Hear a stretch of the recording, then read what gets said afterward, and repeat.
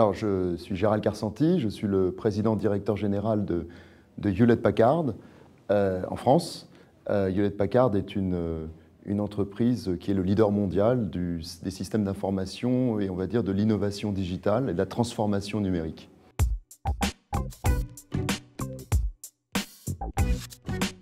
Oui, alors on est dans une société qui est en pleine mutation. Et on voit depuis quelques années arriver l'innovation comme étant un des moteurs de croissance et de renouveau des entreprises. Et donc, on a beaucoup axé les choses sur le financier, parce qu'il fallait faire des acquisitions, les intégrer pour dynamiser les entreprises, compléter un portefeuille d'offres. Et on s'est aperçu finalement, avec le temps, qu'une fois que l'entreprise était, par exemple, rachetée, fallait-il encore l'intégrer. Et donc, la fonction digitale est devenue importante. C'est pour ça qu'on voit se développer la fonction de Digital Officer auprès du président, où il s'agit finalement non pas uniquement de gérer un système d'information, mais de repenser l'entreprise sous un angle digital. Eh bien, il va se passer, finalement, il se passe au fond la même chose sur la fonction RH. Parce qu'on se rend compte de plus en plus qu'il y a des interactions entre l'humain, la dynamique numérique et technologique, et puis le business. Et donc, en fait, finalement, la fonction des RH va avoir une composante très technique, parce que c'est un métier qui a aussi une composante très technique, le droit social, la relation avec les représentants du personnel, etc. Mais il y a une composante très stratégique, très politique, où il s'agit vraiment d'adapter la force de travail, les femmes et les hommes qui travaillent dans l'entreprise concernée, au monde de demain. Et donc le RH devient de fait un élément absolument stratégique dans l'équation.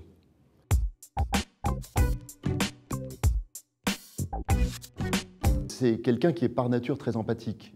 C'est quelqu'un qui va au contact des équipes, qui dialogue facilement, écoute beaucoup, parce que je pense qu'il faut qu'il s'imprègne de tout ce qui est en train d'arriver, et il faut qu'il soit très orienté sur le business de l'entreprise. Avant, il pouvait justement être un technicien, c'est-à-dire réfléchir à comment j'accompagne le mouvement sur un plan social. Maintenant, ça n'est pas suffisant. Il faut qu'il soit capable de comprendre les grands mouvements qui se passent dans son industrie, dans son métier, ce que font les concurrents, et d'être capable de les intégrer. De la même façon, on sait aujourd'hui que l'innovation ne vient plus de l'entreprise, mais elle vient de nous en tant qu'individus et consommateurs. Et c'est cette innovation que nous avons à la maison. On est suréquipé avec des tablettes, des smartphones, des ordinateurs connectés, tous les objets numériques. Quand on arrive dans l'entreprise, souvent il y a un décalage. Et on sait que par exemple la France est leader en matière d'innovation technologique au niveau de l'individu, mais ne l'est pas du tout au niveau des entreprises. Donc la question du DRH, ça va être de comment on fait demain pour intégrer cette innovation individuelle dans l'entreprise. Et là, il y a un vrai enjeu, et l'enjeu est pour l'entreprise, mais le DRH va jouer, là encore, un rôle absolument clé.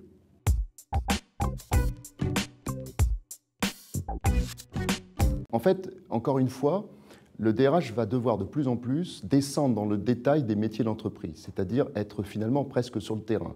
Et son rôle va être à tous les niveaux. Ça va être déjà de capter les grandes tendances pour être capable de les faire évoluer finalement dans le capital humain de l'entreprise. Ça va être dans le recrutement, parce qu'il faut changer la donne. Si on laisse certains profils continuer à faire des recrutements comme ils le faisaient avant, ils vont se reproduire, parce que c'est la nature humaine. Donc comme il faut injecter des talents qui sont plus innovants, qui vont regarder les choses d'une façon totalement différente, qui vont redéfaire des processus pour les reconstruire, changer les outillages, même avoir des idées qu'ils n'avaient jamais eues avant, eh bien, il va falloir aller chercher des compétences plus diversifiées, avec des profils diversifiés, des formations qui ne sont pas uniques. Donc on va quitter un peu le monde du cartésianisme pour aller vers le monde de l'ouverture, de la créativité, de l'innovation. Ça, ça va être un rôle pour le RH qui va être absolument stratégique et essentiel.